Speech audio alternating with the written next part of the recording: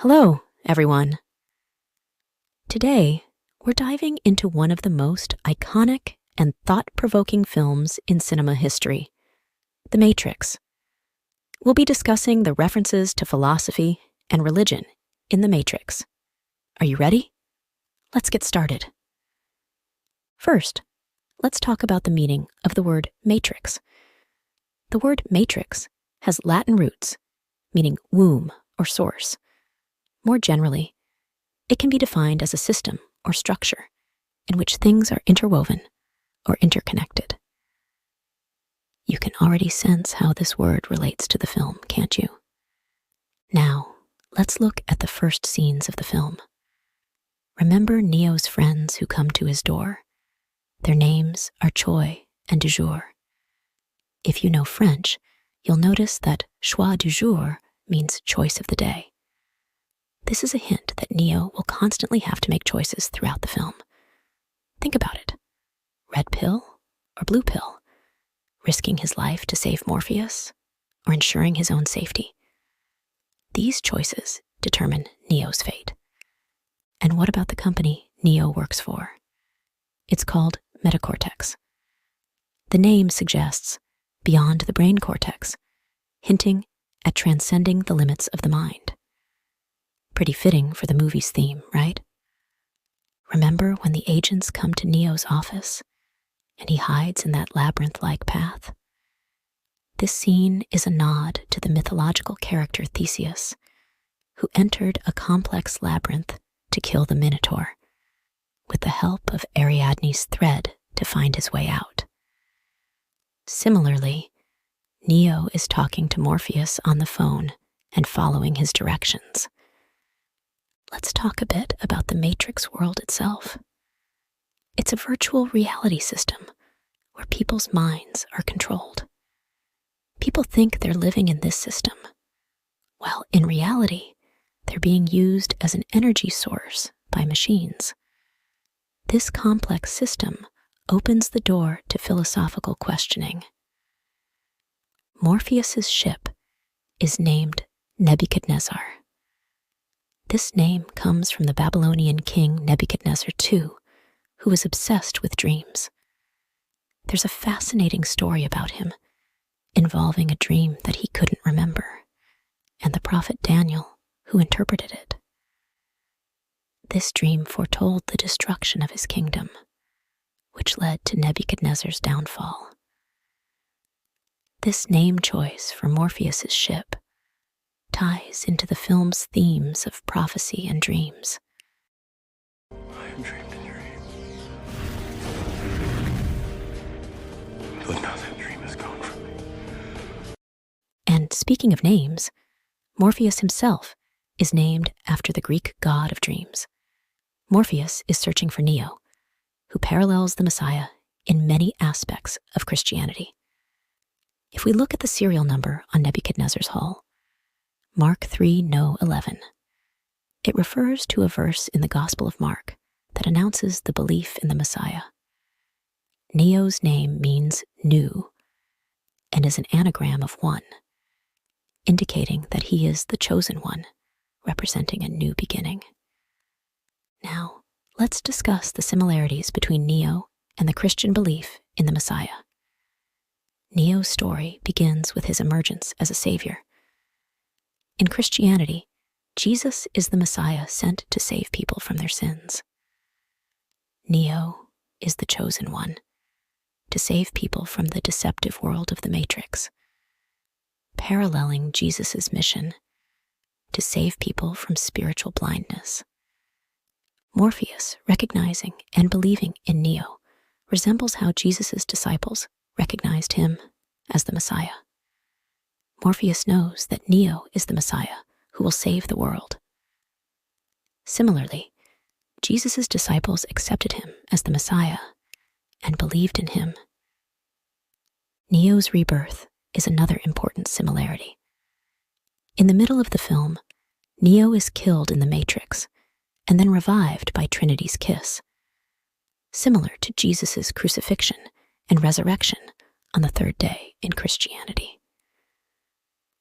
This resurrection reveals Neo's true potential and solidifies his role as the Messiah. Now, let's talk about Zion. It's the last city where people live independently from the machines in the Matrix. In the Bible, Zion is also referred to as the holy city promised to God's people. This makes Zion a symbol of freedom and hope, representing an escape from machine control. When Neo first wakes up to reality and asks, "Why do my eyes hurt?" it strongly references Plato's allegory of the cave. In Plato's allegory, when people who have been in a dark cave are exposed to real light for the first time, they feel pain in their eyes. Neo's pain represents the discomfort of seeing reality for the first time. When Neo wakes up on the ship, his clothes and unshaven state resemble the simple life of a Buddhist monk. This scene symbolizes Neo's purification and enlightenment process. Like in Buddhism, Neo purges his old self and reaches a new level of awareness. The Matrix world also connects with Karl Marx's ideologies. The Matrix is seen as an allegory of the capitalist system. People are exploited by the system without realizing it.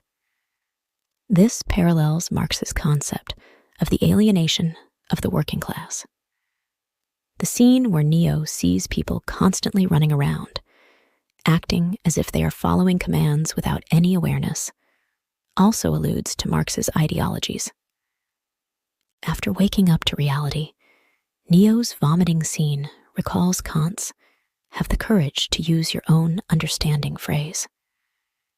After learning the truth about the Matrix, Neo cannot digest this knowledge and vomits. This shows the difficulty of digesting knowledge and how disturbing accepting reality can be. In esotericism, knowledge always comes to a person when they are ready. Otherwise, they cannot handle it. Remember the woman in the red dress scene? Neo is distracted by her, prompting Morpheus to ask, "Were you listening to me, Neo? Or were you looking at the woman in the red dress?" Suddenly, Neo finds Agent Smith's gun aimed at him. The woman in the red dress stands out starkly against the other pedestrians, who are dressed in dull and black clothes. This emphasizes the gap between appearance and reality.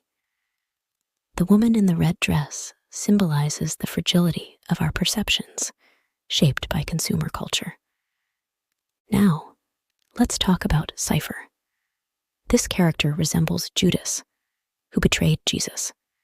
Cypher betrays his friends to return to the real world. This betrayal shows that Cypher prioritizes his own interests over his friends' lives. In the film, you see that this character wears a purple sweater, different from the rest of the crew. In Christian belief, Judas hanged himself from a Judas tree after betraying Jesus. The tree is named after this event. Also, the dinner scene where Cypher makes a deal with the agents and eats, while sharing a drink from the same glass, recalls the Last Supper before Jesus' crucifixion by the Romans in Jerusalem. George Orwell's phrase, "Ignorance is bliss," from his book 1984, is one of the core philosophies of the Matrix. People prefer to live in the false reality of the Matrix because it is easier than the unknown reality. This shows that people can consciously choose ignorance. When Neo visits the Oracle, the spoon-bending scene comes to mind. Neo initially looks down on the little Buddha boy. This is a contemptuous gaze in cinematography. He then bends down to equalize himself with the boy. The scene where the boy shows Neo how to bend the spoon represents the Buddhist teaching that our perception of reality is an illusion.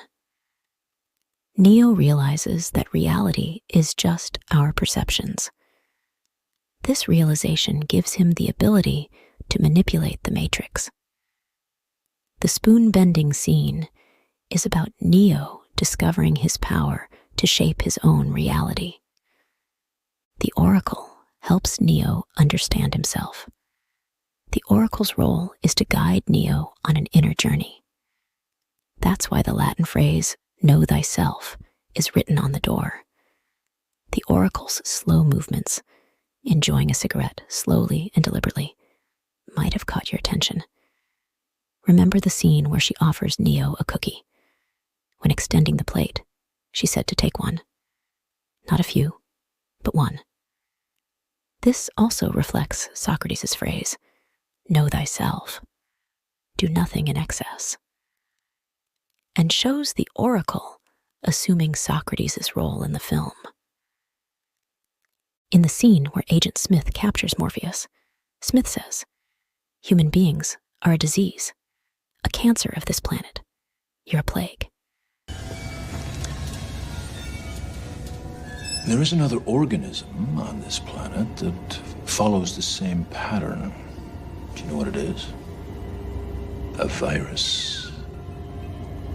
Human beings are a disease, a cancer of this planet. You are a plague, and we are the cure. This indicates that he sees humans as a virus, destroying all resources, and despises the human scent. Smith's view underestimates the impact of humans on machines and advocates for his superiority. Smith sees humanity as a disease and aims to eliminate them. But with a deeper analysis, and considering the other films in the series, we understand that Agent Smith's real goal is to break the system and end everything. In fact, Agent Smith is a machine becoming human, and Neo is a human becoming a machine. Many people believe that the real chosen one is Agent Smith. After his conflict with Agent Smith and being revived by Trinity's kiss, Neo is a reference to the Gnostic texts Judas Thomas, the twin brother of Jesus who betrayed him. Some texts believe that the person crucified was not Jesus, but his betraying twin brother.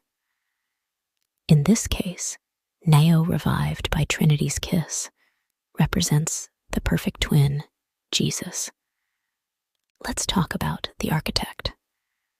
The architect is the creator and overseer of the Matrix. His goal is to maintain the balance of the system. The Oracle, on the other hand, aims to disrupt the system by giving people the freedom of choice. The relationship between the architect and the Oracle represents the constant struggle between order and chaos. The architect maintains order and control, while the Oracle represents freedom and change. This struggle reflects the balance between order and chaos in human history. There are many other references in the Matrix. For example, Neo's name means one or the chosen one. Trinity's name refers to the Holy Trinity in Christianity. The relationship between Neo and Trinity emphasizes the power of love and sacrifice. Also, Morpheus's name comes from the Greek god of dreams. This reinforces Morpheus's role in awakening Neo to the real world. In the final scenes of the film, Neo being in a phone booth is a nod to Hollywood. Neo, taking on the role of Clark Kent, wants to tell us that Hollywood is also a matrix. We've reached the end of our episode. So, what do you think about the philosophical and religious references in The Matrix? I want to bid you farewell, like Neo. I know you're out there. I can feel you now.